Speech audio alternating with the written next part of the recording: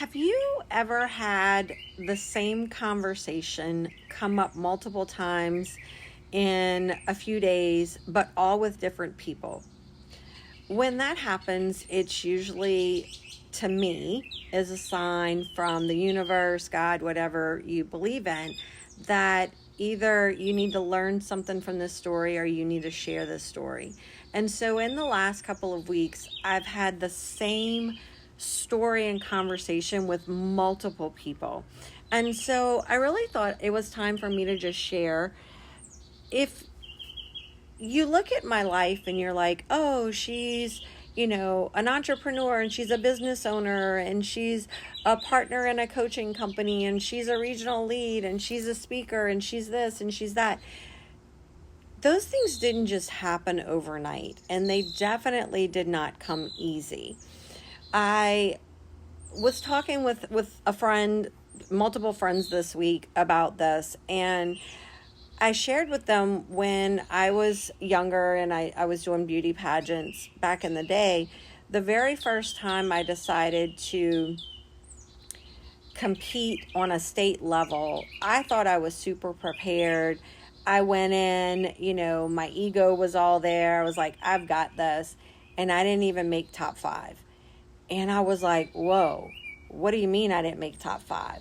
Well, I'm also the type of person that it's not even about all the other people. It's about, okay, what do I need to do different?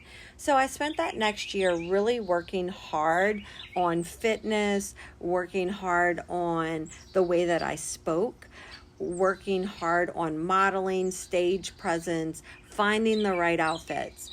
And so I went back 1 year later and I went in there and I gave it my best.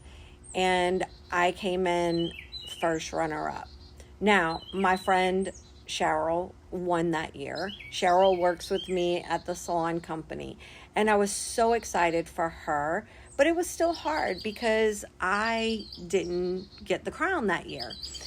Now, I took a little time, a week or two, and, dealt with my feelings. And then I dove back into, okay, what can I do better? And I remember having a conversation with the director asking, like, I need to see my scores. I need to see my comments. I need to see all these things because I really want to better myself. It wasn't about competing against anybody else, but it was truly about competing against myself. So that year I got really serious. I had my speaking coach that really worked with me on interview skills, on stage questions, my language, my verbiage. Here in the South, we say y'all, you guys, all the things, lots of slang.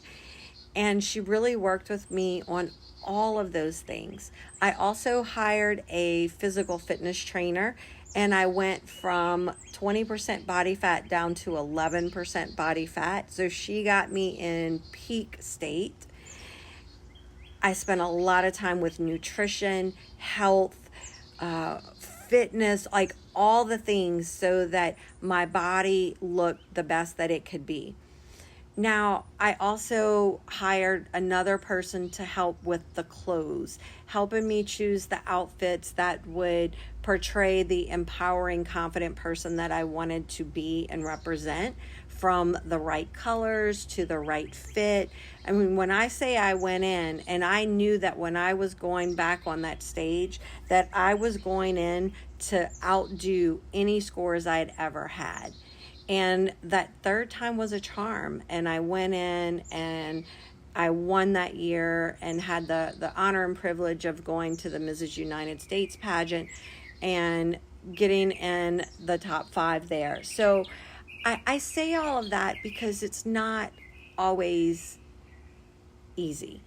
And it's not always about losing to someone else, but it's more about, why did you not get picked? What do you need to do different? What do you need to improve yourself? How do you show up differently?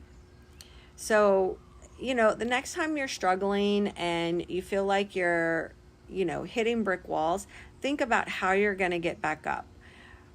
How are you going to become the better version of you? What are you willing to do to step into that role? So don't quit. You know, if this really means something to you and you're passionate about it, then keep trying. Keep doing the work, keep growing, and keep competing against yourself, because that's how you get better.